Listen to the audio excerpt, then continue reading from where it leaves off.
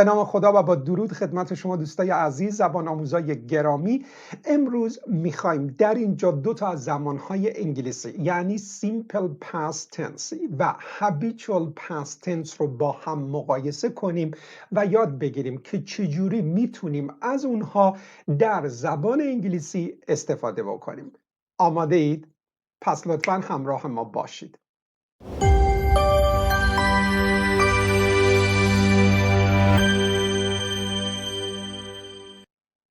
دوستای عزیز، در ابتدا باید بگم که simple past tense یا زمان گذشته ساده از گذشته فعل ساخته میشه. یعنی ابتدا subject یا فاعلمون به کار میره، بعد شکل past یا گذشته فعل استفاده میشه و بعد از فعل هم objects و adverbs مفعول ها و قیود مختلف به کار میرن. میدونید که برای ساخت گذشته افعال با قاعده ایدی میگیرن و افعال بی قاعده رو ما باید یاد بگیریم. مثل Sarah played football yesterday.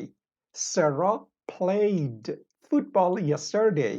یا Daniel met Sarah in the park yesterday morning. Daniel met Sarah in the park yesterday morning. در این جمله met گذشته فعل meet به معنی آشنا شدن با کسیه. یا They practiced playing piano last night. They practiced playing piano last night. اما دوستای عزیز، در کنار simple past tense ما در انگلیسی habitual past tense رو داریم.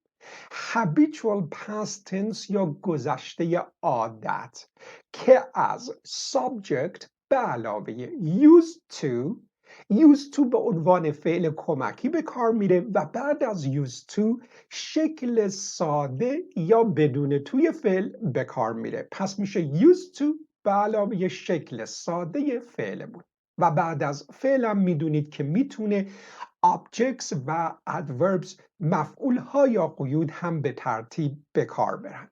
پس وقتی میگیم used to play این زمان habitual past tense یا زمان گذشته عادت.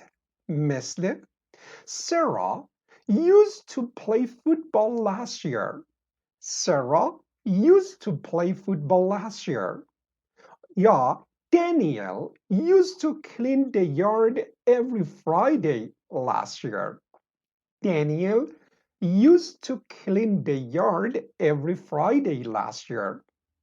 Yeah, they used to practice playing piano when they were children. They used to practice playing piano when they were children.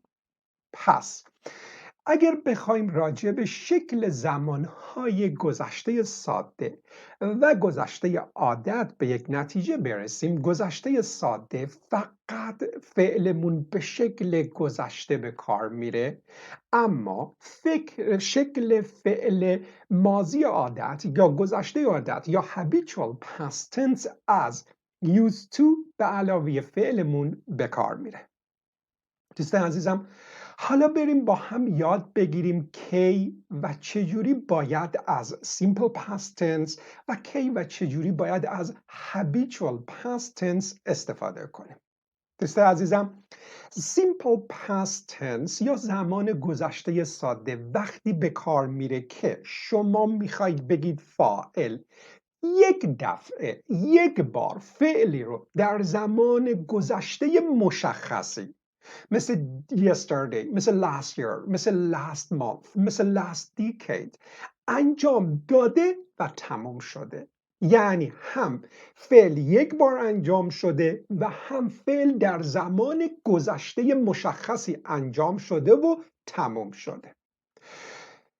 و مثل این که مثلا اگر شما بخواید بگید که من پارسال دیوید رو تو پارک دیدم، اگر منظورتون باشه یک بار دیوید و پارسال تو پارک دیدید، پس میشه زمان گذشته ساده. پس میشه حالا گذشته فعل رو میخوام I saw David in the park last year. معنیش اینه که من پارسال یه دفعه دیوید رو تو پارک دیدم. اما habitual past tense یا گذشته عادت همون جور که اسمش نشون میده وقتی به کار میره که گوینده یا شما میخواید بگید فاعل کاری رو در زمان گذشته برای مدتی به طور روتین عادت و همیشه اون کار رو انجام میداده اما حالا دیگه انجامش نمیده. حالا پس اگر شما بخواید بگید که من پارسال دیوید و مرتب تو پارک میدیدم یعنی یک بار نبوده تکرار میشده اینجا برای بیانش ما باید بیایم از زمان habitual past tense یا ماضی عادت استفاده کنیم.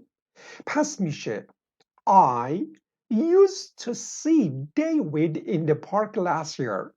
I used to see David in the park last year. Used to see یعنی می دیدم. یعنی این فعل دیدن در گذشته تکرار می شده. پس دوستای عزیزم simple past tense یا زمان گذشته ساده وقتی به کار میره که شما بخواید بگید فاعل یک دفعه کاری رو در زمان گذشته انجام داد و تموم شد اما habitual past tense یا used to به علاوه فعل وقتی به کار میره که شما میخواید بگید فاعل کاری رو در زمان گذشته در دوره از زندگی مرتب عادت روتین و یومیه انجام میداده. به عنوان مثال اگر بخواید بگید که سارا هفته قبل به جان تلفن زد منظورتون یک دفعه باشه میگید Sarah called John last week. حالا اگر بخواید بگید هفته پیش مرتب بهش زنگ میزد اینجا باید بگیم Sarah used to call John last week. Sarah used to call یعنی مرتب بهش زنگ میزد.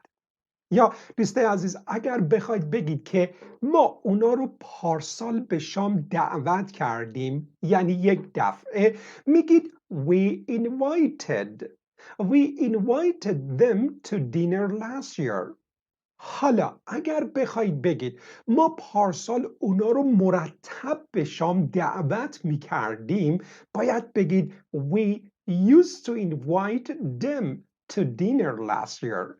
We used to invite یعنی ما دعوت میکردیم. We used to invite them to dinner last year.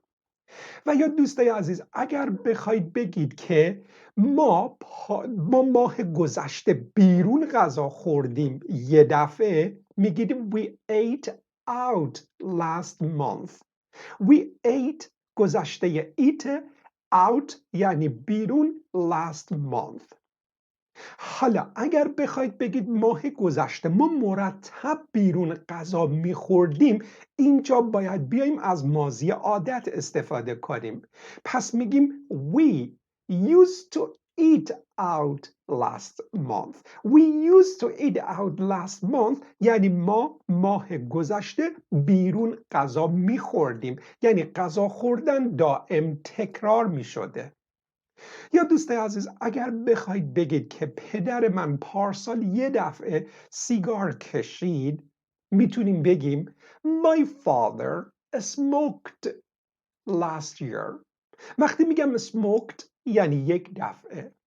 اما اگر بخوام بگم که پدرم پارسال مرتب سیگار میکشید باید بگم My father used to smoke last year. My father used to smoke last year یعنی پدر من پارسال مرتب سیگار میکشید.